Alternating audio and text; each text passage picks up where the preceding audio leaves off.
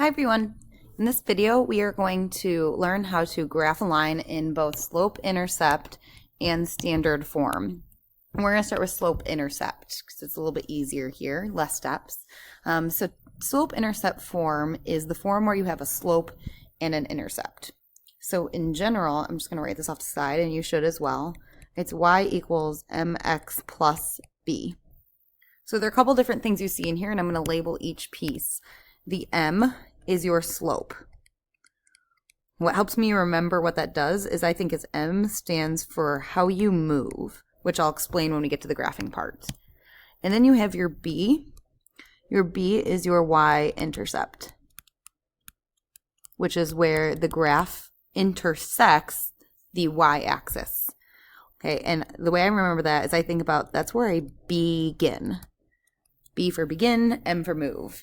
Okay, and then the variables here, you have your y and your x. Those are just like the variables of your equation where you could plug in some coordinates to solve for stuff. So like if you look at this first example, you have y equals negative 6x plus 3. Okay, you've got your y and your x in it. And then the numbers you see are your slope and your y-intercept. So again, I'm going to keep labeling this. So the more times you write it, the more times you remember. This is your slope. Slope is m, that's how you move. And then the 3 over here is your y-intercept, which is your b, which is where you begin your line. Okay, so what I do before I graph any line in any form is always write out the important information. So in this case, I have slope-intercept, so I should write what my slope and my intercept are. So in this case, my slope is 6, but watch your signs, it's negative 6. And my y-intercept is 3. And then these are the things that are going to help me draw a picture of the graph. So I always start with my y-intercept, which is your B. That's why I call it the place where you begin. Okay, so really the y-intercept is a point on your line. And it's specifically the point where the graph crosses the y-axis, which is this one here. Okay, so my line is going to cross the y-axis at 3. So I'd go up 1, 2, 3. My y-intercept would be right here. Okay, so the y-intercept is just a point. The y-intercept is a point where it crosses the y-axis, and you can always write it as a point. So in this case, I'm going up 3 on the y, so point is written like x comma y. In this case, the y-coordinate is 3, but I didn't move left or right at all, so the x-coordinate is 0. So I move 0 on the x and up 3 on the y. So you can always write a y-intercept that way. Okay, so now I've plotted my first point, but that's not enough to draw the line because I don't know if it looks like this, or like this, or like this. Okay, so what's going to tell me what it looks like is my slope, because my slope tells me, is it going in the positive direction, which would look something like this, or is it going in the negative direction, which goes something like that. My slope also tells me my steepness, which would say, does it look like this, or is it less steep and looking like that? Okay, so I need to plot that slope to figure out what the line actually looks like. Okay, and my slope again is always rise over run. So if my slope in this case is negative 6, that's really the same thing as negative 6 over 1, because anything divided by 1 is itself, which means I'm going to rise 6 and run 1, but I have to go in the negative direction, which a negative direction points in the negative numbers, or it's like it's increasing, it's like you're skiing down a mountain, so it's got to point that direction. So from this point, I got to go up or down 6 and left or right 1. So, I could start by going up 6, but then I realized I'd go off the coordinate plane. So maybe I'll do a negative 6, which means down 6. 1, 2, 3, 4, 5, 6. Okay, then I got to run 1, which means I go left or right 1, but it's got to point in the negative direction, so it's got to go this way. Okay, so this would be my next point on my line. So I found that just by starting with my y-intercept, plotting that, and then counting my rise over my run from there. Now with 2 points, I have enough to sketch this line. Well, maybe I could sketch it a little bit better. I have enough to sketch this line, which looks really steep like this. And the reason it's really steep is because you're rising a lot, and you're running just a little bit. So you're going to have to step up a lot, which makes it steep. Okay, so now that I've done that one with you all, I'd like you to try this next one over here on your own. Pause the video, and I'll come back with the answer. If you haven't paused yet, make sure you do. No cheating. Try it on your own. Okay, here's the answer I came up with. See if yours matches. So I first identified my key information. My slope is 7/2. My y-intercept is -2, which is 0, -2, because it's where it crosses the y-axis, which is down to, which is right here. Okay, from that point, my slope is positive, so it's got to be pointing in this direction. And I have to rise 7, so I counted up 7, and then it's got to run 2, which would bring my next point here. And again, we've got a pretty steep line because you're rising a lot and only running a little. Okay, so if you miss something, now would be a good time to write down a question or ask a question or, kind of correct from what you see here. Okay. Next one, we have y equals 5/3 x, which kind of looks like y equals mx plus b, except what do you see? Okay, so I see a number times an x, which is like this mx, but there's no b. So what am I really adding to 5/3 x if there's nothing there? Well, if there's nothing there, that's 0. So this is really 5/3 x plus 0, which means my slope is 5/3 because it's whatever's directly attached to the x. Okay, it's not necessarily what's first, but what's attached to the x. And my b is 0, which means I'd begin at 0 this time, which is here, and then I'd rise 5, 1, 2, 3, 4, 1, 2, 3, 4, 5, run 3, 1, 2, 3. And I could even do the same thing in the other direction. So I could go down 5 and over 3 this way, as long as the line is pointing in the positive direction. And it would look like this. So the reason it works to go this way as well is because really you're going down 5, that's -5, and you're going to the left 3, that's -3. And -5 divided by -3 is a negative divided by negative, which is actually still a positive 5/3. So you can go either way there. Okay, last one we have x equals 5, and I just kind of threw this in, see what we know here. So this is not y equals mx plus b form. Okay, this is actually a special kind of line, which once we graph it, we'll see what it looks like. For this one, I'm actually going to make a table.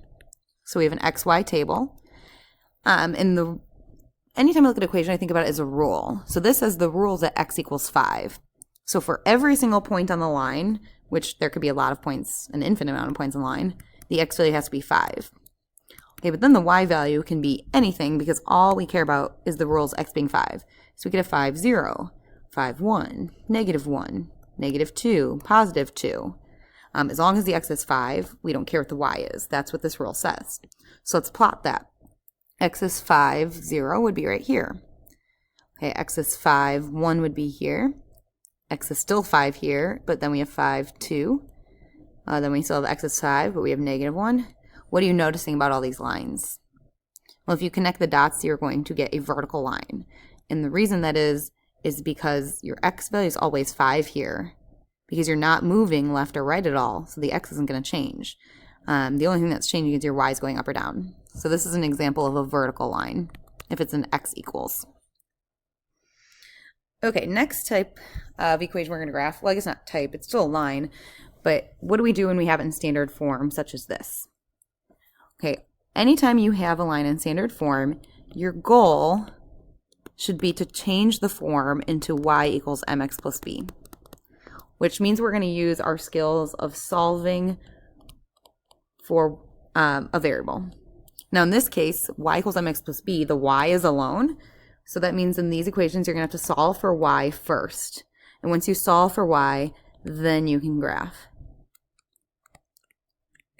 Okay, if I have y alone, it'll be in y equals mx plus b form. So what I'm going to have you do is underneath here, I'm just going to rewrite this, and I'm going to pause the video and have everybody solve for y on their own to practice that skill. Okay, I will come back with the answer before we graph, but just do me a favor, solve for y, pause the video. No cheating. Okay, if you're watching this, you should have already solved for y and gotten the equation y equals mx plus b form. If done correctly, this should be your answer. I'll go through the steps quickly, but this isn't the main objective of the video, so if you're having trouble with this, please ask. So if you're trying to solve for y, you have to get rid of everything that's bothering the y, which if you look at the y side of the equation, it's right here. You have to get rid of this 3x and then eventually this 2. Okay, so to get rid of this 3x, you'd have to do 3x minus 3x, because that would give you 0 x's. But whatever you do to one side, you have to do the other. One thing I wanted to note is that these are not like terms. Okay, you have an 8 and a 3x. So since they both don't have an x, you cannot combine them, which is why I've just left it as an equation like this. So I just left it as, you're taking -8 and subtracting 3x, which is the same as -3x minus 8. Okay, with that said, these cancel out, but then your y is still not alone because you have 2y here. So to undo 2 times y, you have to divide by 2. Whenever you do one side, you do the other. So 2 divided by 2, those cancel, because really 2 divided by 2 is 1, but I don't need that. And then I have to divide everything here by 2. So this is getting divided by 2, and this is getting divided by 2. So 3 divided by 2 is a decimal, so I'm just going to leave it as 3 divided by 2. So 3 halves. Don't forget it's negative, though. Watch your signs. Then I have negative 8 divided by 2, which is negative 4. And your final answer should be y equals negative 3 halves x minus 4. And now that we have it in y equals mx plus b, it's just like the front side. So I'm going to identify my m and my b. My m is the number attached to the x, so it's negative 3 halves. And my b is negative 4. Again, my b is my y-intercept, so I intersect the y-axis at negative 4. And then I rise 3, run 2 in the negative direction. So I'd go up 3, 1, 2, 3, run 2. It's got to go in the negative direction, which is why I've moved this way. And then you can even go again, 1, 2, 3, 1, 2, if you want to do a couple points. And then I can graph my line just as I did before. But there's an extra step of you want to make it look like y equals mx plus b before you solve. Okay, I'm going to let you try this one on your own, and I'll come back with the answer. Don't try to overcomplicate this one. It's actually a lot easier to solve for y, so don't think you're doing something wrong. Pause the video and try it. Okay, so you can check my solving steps right here. So I need to get y alone, and the only thing bothering the y was the x. So if I do x minus x, those cancel because x minus x is 0. Whatever you do to one side, you have to do the other. So then I got the equation y equals 4 minus x. And my y was already alone with just that one step, so I was done, which is why I said not to overcomplicate it. And that's all you need to do. Okay, so now that y is isolated, it's in y equals mx plus b form, which is slope-intercept form. We can find our information to graph it. So I need to know my m and my b. So typically, y equals mx plus b form looks like this in standard, notation. However, 2 plus 3 is the same thing as 3 plus 2. So you can add things in any order, which means it's okay that the x is second. Okay, because I could really write this as b plus mx and it'd be the same thing. So I have my number come first, my x come second. That's okay. You just have to be careful when you're identifying what's your slope and what's your y-intercept. So a good rule of thumb is your y-intercept is always whatever the number is, and your slope is always whatever is attached to the x. So with that said, in this case, my y-intercept is this 4 here, and it's got a known sign in front of it, which means it's positive 4. Okay, now there is no number in front of my x, so what number can you assume is there? It's a 1, because really 1 times x is just x. With that said, it's subtracting 1, so my slope is whatever's attached to the x, which is negative 1. So to graph that, my b would be at 4 is my y-intercept. My slope would be 1, which is really negative 1 over 1, right?